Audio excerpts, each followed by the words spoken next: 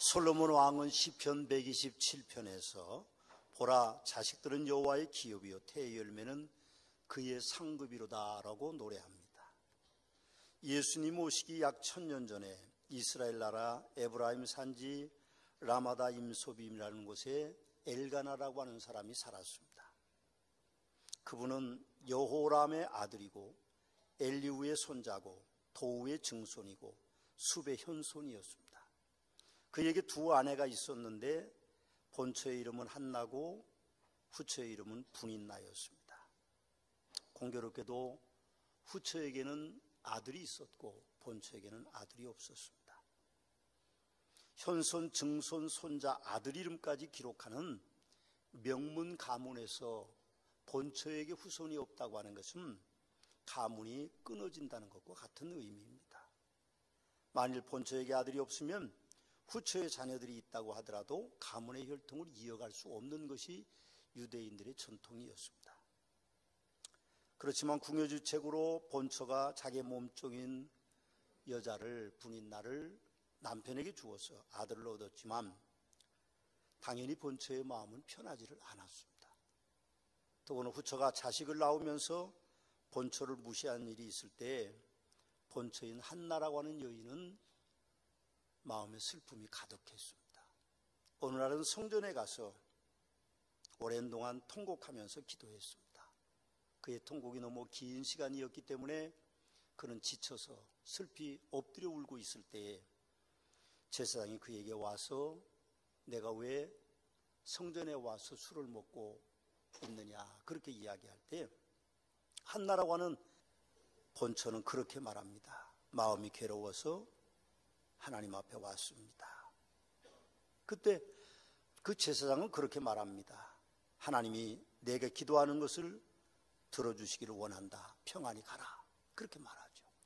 놀랍게도 그곳에 통곡하던 여인 한나는 엘리에게 그렇게 말합니다. 내가 여호와의 은총을 입기를 원하나이다. 그리고 집에 돌아가서 먹고 얼굴에 다시는 근심빛이 없었다. 성경은 그렇게 말하죠. 하나님께서 그 여인을 생각해 주셔서 그 여인의 태의 문이 열렸습니다. 그리고 아들을 낳고 그 이름을 사무엘이라고 했습니다. 한나는 내가 여호와께 그를 구하였다 하고 감사하는 마음을 가지고 이 아이를 여호와의 성전에 젖을 떼면 드리겠다고 서원을 합니다. 남편도 역시 그것을 옳게 여기죠. 그 후에 엘가나와 한나 부부에게는 하나님이 3명의 아들과 2명의 딸을 더 주셨습니다. 오늘 하나님 앞에 드려졌다고 하는 그 사무엘은 마지막 사사요 최초의 선지자로 이름을 남기고 있습니다. 그리고 그는 사무엘상의 저자고 사무엘상 하에 그의 이름이 기록된 성경에 무려 55장 분량을 차지하고 있음을 우리는 봅니다.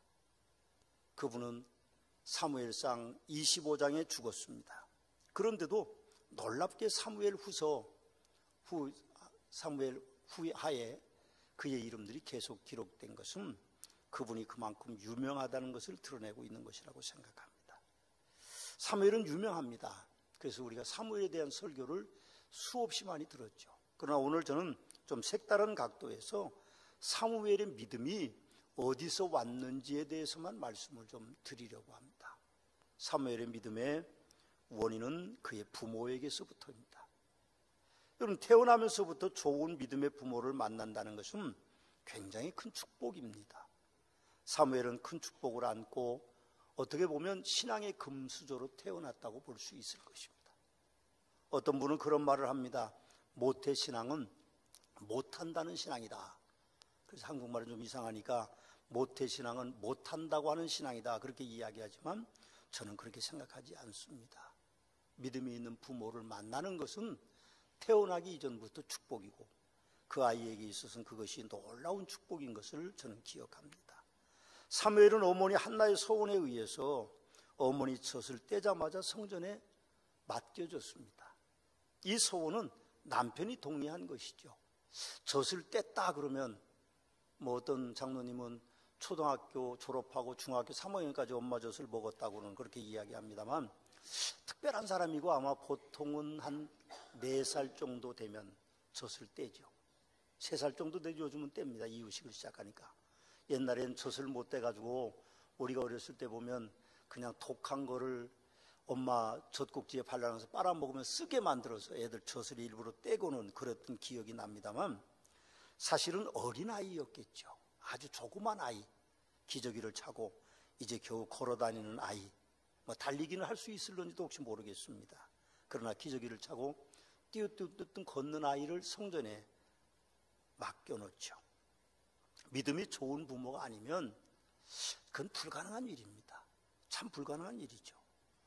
부모가 떠나보내서 낯선 성전에서 낯선 사람들, 더구나 제사장 목장을 한 본 적도 없는 할아버지 엘리, 그의 2 아들 제사장, 그리고 엄숙한 표정을 늘 짓는 레위 사람들, 아침 저녁에 매일 드리는 상번제를 드리는 그런 광경, 그리고 짐승의 소리를 들어야 되고 그들의 피를 봐야 되고 그들이 태워지는 광경을 보는 그 낯선 광경은 아무리 영특한 사모리를 할지라도, 그리고 미리 엄마의 교육을 받은 사모리를 할지라도 충격이 컸을 것이라고 생각합니다. 그러나 하나님 앞에 맡겨진 아들, 그 이름이 사무엘이었습니다.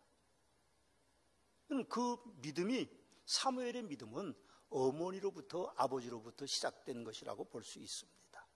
신앙생활하면서 우리가 부모로서 조심해야 될 것들이 참 많습니다. 먼저 우리가 예배 생활에 모범을 좀 보일 수 있어야 돼요. 주일 성수를 철저하게 하셔야 됩니다.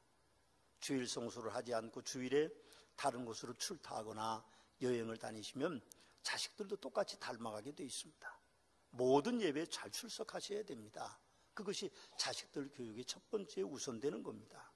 헌금 생활을 모범적으로 잘 하셔야 되고, 부모는 자녀들에게 교회에 대한 부정적인 말을 듣지 않게 하셔야 됩니다. 혹시 독백으로나 배우자에게는 할 수 있어도 자녀들이 듣는 데서는 절대로 교회의 부정적인 이야기를 해서는 안 됩니다.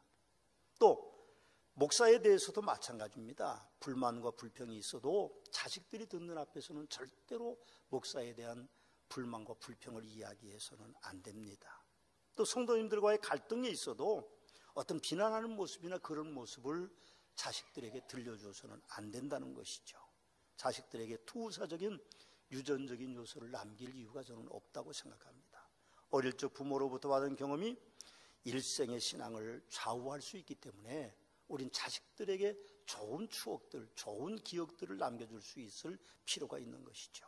여러분, 왜 많은 목사의 자녀들이 신앙생활을 안 하는지 아십니까? 왜 많은 장로님들의 자녀들이 신앙생활 안 하는지 아십니까? 왜 많은 권사님들이, 왜 많은 집사님들의 자식들이 신앙생활을 안 하는지 혹시 아시나요? 그 중에 많은 부분은 부모들의 안 좋은 영향이 자식에게 미쳤기 때문에 그렇습니다. 어린아이였을 때 청소년기에 교회에 대한 안 좋은 이야기를 듣고 또 싸우는 모습을 보고 목사에 대한 안 좋은 이야기를 듣고 성도들의 갈등을 보면요, 신앙생활하고 싶은 생각이 그들에게는 있을 리가 없죠. 그래서 우리는 부모들의 잘못된 신앙 행습들이 무섭다는 걸 알고, 어쨌든 자녀들 보는 앞에서는, 자녀들이 듣는 앞에서는 절대로 모범적인 이야기만, 모범적인 모습만 보여야 돼요. 제가 언젠가 그런 말씀 드렸죠. 애들이 유치원쯤 들어가면 책상을 거실에 갖다 놔라, 아니면 탁자리도 펴놔라. 그리고 애가 끝날 때쯤 되면 TV 끄고 성경을 보든지 책을 읽는 모습을 좀 보여줘라. 위선이라고 생각하지 마세요. 자식들이 보는 겁니다. 아, 우리 엄마 아빠는 성경을 본다, 우리 엄마 아빠는 책을 본다, 그런 걸 보여줘야지. 야, 들어가 공부해. 그러고는 연속국 보고 웃고 하하거리고 그러면 자식들이 연속국에 왜 관심이 없겠어요. 이쁜 여자 나오고 이쁜 멋있는 남자 나오니까 거기에 온통 관심을 다 갖는 거죠. 참 그런 것들이 우리가 자식들에게 보여주어야 될 모습이다, 저는 그렇게 생각합니다. 사무엘은 어머니 아버지에게서 그 믿음을 이어받았습니다. 여러분들은 어떤 믿음을 좀 전해주시겠어요? 자식들에게. 늙으면 가장 자랑스러운 게 뭘까요? 자식이 잘 되는 거라고 그럽니다. 그래서 경로당에 가면 판사도 많고 검사도 많고 변호사도 많고 회장도 많고 사장도 많대요. 그래서 다 자기 자식 자랑을 다 하는 거죠.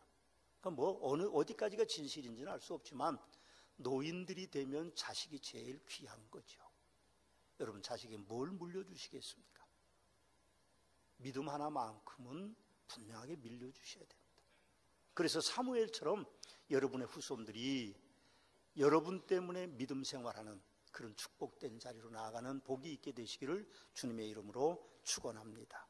두 번째로 사무엘의 믿음은 엘리 대제사장에게서 온 것입니다. 성도들은 엘리 대제사장이 아주 별로 안 좋은 제사장으로 기억합니다. 저도 그랬습니다. 그분은 나이가 너무 많았습니다. 유관이 흐렸죠. 유관뿐만 아니고 영적으로도 그분은 흐렸습니다. 그래서 성경은 그렇게 말합니다. 하나님의 말씀이 희귀하여 이상이 흔히 보이지 않았다. 그렇게 성경은 엘리 대제사장에 대해서 그렇게 평가합니다. 그래서 엘리 대제사장은요, 행실이 나쁜 두 아들을 제사장으로 두었는데 그 아들이 악행을 하는데도 그를 막지 못했습니다. 나이가 많기 때문에 어쩔 수 없었던 것처럼 느껴집니다. 그래서 그 사무엘에게 분명히 안 좋은 영향도 미쳤겠죠. 여러분, 그러나 이 사무엘은요, 엘리 대제사장에게서 좋은 것을 받았어요. 그게 사자성어로는 그렇게 말합니다. 반면교사라고요. 남에게 안 좋은 것을 좋은 것으로 받아들이는 것을 반면교사라고 말하는데, 이 사무엘이 엘리 대제사장에게 좋은 것을 받았어요. 사무엘은 엄마 젖대면서부터 엘리 대제사장 밑으로 맡겨진 어린아이입니다. 이 사무엘에게 엘리 대제사장은 아버지와 같고 스승과 같고 보모와 같고, 그러니 당연히 영향을 받을 수밖에 없었겠죠. 그러나 사무엘은 반면교사의 삶을 접목하는 삶을 살았어요. 우리가 이 땅에 어떤 사람에게든지 다 배울 게 있습니다. 안 좋은 사람 만나면 그 사람에게 배울 게 있고, 좋은 사람 만나도 그 사람에게 배울 게 있는데, 그 사람에게 뭘 배우느냐 하는 것은 본인의 선택하는 거죠. 그럼 엘리 대제사장이 꼭 나쁜 사람은 아닙니다. 저는 엘리 대제사장의 좋은 점을 발견합니다. 그 좋은 점은 그가 시기와 질투가 없는 사람이었습니다. 어린아이가 와서 성전에 생활했어요. 근데 엘리는 하나님의 이상이 희귀한 때에 듣지도 못하는 어려움이 그에게 있었는데, 이 어린아이가 사무엘이 쫓아왔습니다. 자다가 말고, 제사장님 저를 부르셨습니까? 아니, 너 나 부른 적 없다. 가서 자라. 그러니까 또 숙소에 갔는데 조금 있으니까 이 사무엘이 어린아이가 또 쫓아왔어요. 쫓아와서 제사장님 저를 부르셨습니까? 아니, 너 부른 적 없다가 자라. 세 번째 쫓아왔을 때에 엘리는 눈치를 챘습니다. 아, 사무엘을 부르는 이는 하나님이시구나. 그래서 이번에 네 이름 부르거든 주의 종이 여기 있나이다 말씀하옵소서, 그렇게 얘기하라. 그렇게 가르쳐 줍니다. 그리고는 아침이 됐을 때에 엘리 대제사장이 사무엘을 부릅니다. 간밤에 하나님이 너를 불렀지? 예. 너에게 한 말이 뭐냐? 놀라운 이야기입니다. 엘리 대제사장 가족이 한날에 두 아들과 엘리 대제사장이 죽을 것에 대한 하나님의 징계를 말씀하셨거든요. 근데 어린아이가 어떻게 그 험한 이야기를 제사장이 할 수 있어요? 몸은 못하니까 괜찮다. 말씀하신 대로 전해다오. 그래서 그런 이야기를 했습니다. 그때 엘리 대제사장은 시기와 질투하지 않았습니다. 왜 내가 있는데 사무엘에게, 왜 내 가정이 그렇게 멸망하느냐고 그는 그렇게 묻지도 않았습니다. 여러분, 사무엘은요, 그런 좋은 모습을 엘리 대제사장에서 본 겁니다. 사람들은 엘리 대제사장을 나쁜 사람이라고, 무능력한 사람이라고 말했지만, 사무엘은 그에게서 좋은 믿음을 선택한 사람, 반면교사의 삶을 산 사람이죠. 요즘 교회 안에 신종 용어가 이관희 씨 때문에 교회 오빠입니다. 교회 오빠. 안 들어보신 분들이 많은 것 같아요. 교회 오빠가 요즘 신종 용어예요. 우리 장로님 한 분도 좀 그런 얘기하니까 얼른 본인이 교회 오빠였는데 그런 생각을 한번 하시는 것 같아요. 그러나 성도님들이 어찌됐든 간에 선배들의 영향을 받게 돼 있어요. 좋은 거든 나쁜 거든 영향을 받게 돼 있어요. 그러므로 먼저 믿는 우리가 좋은 영향을 좀 우리보다 늦게 믿는 사람들에게 영향을 끼칠 수 있어야 돼요. 신앙생활을 시작하는 성도님들도 교회 생활을 좀 조심조심스럽게 하셔야 됩니다. 세상에 있다가 교회 와보면 교회는 다 천사들 같아요. 다 천사 같습니다. 그러나 교회는 천사 같은 교인만 있는 게 아닙니다. 악마 같은 교인도 있어요. 그러니까 조심조심 교제를 잘하고 신앙생활 잘하셔야 됩니다. 또 요즘은 이단에서 추수꾼이라고 하는 사람을 보내서 위장합니다. 열심히 신앙생활하다가 불만불성을 토해놓고 그리고 집단적으로 사람들을 데리고 나오는 그런 추수꾼과 같은 악마와 같은 사람들도 많이 있습니다. 그래서 이제 신앙생활을 시작하시는 분들은 좀 조심해서 교제해야 됩니다. 그러나 우리는 교회 안에서 좋은 일이든 나쁜 일이든 좋은 일만 있을 수는 없으니까요. 어떤 경우든지 좋은 영향을 받기 위해서 우리 스스로 좋은 것을 본받아가는 그런 모습이 있기를 주님의 이름으로 축원합니다. 세 번째로 사무엘의 믿음은 어디서 왔는가 하면 스스로의 어떤 결단에서 업그레이드된 믿음을 가진 사람입니다. 사람이 부모로부터 어떤 유전자와 어떤 유산을 물려받았든 환경이 어떠했든지 인생은 결국 자기 몫입니다. 엄마 아버지 원망할 필요 없습니다. 그런 분들 계세요. 잘 되면 지 탓이고 잘못되면 조상 탓이라고 무덤도 파서 옮기고 그런 시대를 살아가고 있는데 다 인생은 자기 몫이에요. 부모 몫이 아닙니다. 자기가 업그레이드 해야죠. 에디슨이라는 발명왕은 그렇게 말했다고 합니다. 천재는 1%의 영감과 99%의 땀이다. 제가 인터넷에 뒤져보니까 에디슨의 이 말은 원래 잘못 전해졌다고 합니다. 어떤 이제 기자가 와서 천재가 어떻게 나냐 에디슨을 물어봤더니 에디슨이 이렇게 이야기했다고 그래요. 99%의 영감과 1%의 노력이 천재를 만든다. 그렇게 이야기했는데 이 기자가 가서 잘못 썼던지 의도적으로 사람들이 노력해서 뭔가 이룬다고 썼던지 아니 그렇게 기사를 내서 100년 동안 에디슨의 말이 왜곡돼서 전해졌다. 그런 설이 있습니다. 뭐 어떤 설이 맞는지는 저도 잘 모르지만 어쨌든 중요한 것은 노력입니다. 노력이 중요하죠. 믿음도 자기 스스로의 노력, 업그레이드 시키려고 하는 노력이 있어야 돼요. 우리 믿음은 예수 그리스도를 구세주로 믿음으로 말미암아 시작되는 겁니다. 그래서 그것이 우리의 구원의 믿음이에요. 그런데 거기에 성령이 충만한 단계는요, 우리가 그 능력에 어떻게 평가할 수가 없습니다. 근데 우리 믿음도 마찬가지입니다. 작은 것들을 내가 스스로 키워가는 것이죠. 사무엘이 위대한 믿음의 사람이 된 것은 부모로부터 유산으로 물려받은 것과 엘리의 가르침, 성전에서 했던 신앙의 행습을 통해서 이루어진 것이 분명하지만 그 이후에 그는 노력함으로 말미암아 위대한 믿음을 이루었습니다. 그는 엘리 대제사장을 뛰어넘는 믿음을 가지고 있었습니다. 그에게서 배웠으니까 그를 뛰어넘을 수 없었겠죠. 성전의 몸종이었는데 그 어린아이가 어떻게 엘리 대제사장을 뛰어넘을 수 있겠습니까? 참 어려운 일이었겠죠. 엘리 대제사장은 그에게 하늘과 같은 사람이었기 때문에 그렇습니다. 엘리 때문에 먹었고 엘리 때문에 마실 수 있었고 엘리 때문에 입을 수 있었던 사람이었습니다. 그런데도 사무엘은 엘리를 선택하지 않았습니다. 하나님 편에 섰던 것이죠. 우리 인생도 마찬가지입니다. 우리 인생도 사람 편에 서서는 안 됩니다. 하나님 편에 서야 됩니다. 사람이 뭐 그렇게 중요합니까? 하나님이 중요하죠. 사람 편에 서야 됩니다. 근데 그게 참 쉽지 않죠. 인맥이라는 게 있고 또 어떤 혈연과 그런 것들이 있기 때문에 사람 편에 서기가 쉽지만 하나님 편에 서라고 하는 말씀을 드리고 싶습니다. 두 번째, 사무엘은 사울 왕의 권력보다도 하나님을 선택하는데 그의 믿음이 업그레이드 된 것을 우리는 봅니다. 왕은 절대 권력자입니다. 여러분, 얼마나 왕이 무서운지 선지자들을 모조리 죽이는 일들도 이스라엘 역사는 있었습니다. 그런데 그 왕의 말을 듣지 않고 하나님의 뜻을 따르는 건 쉬운 일이 아닙니다.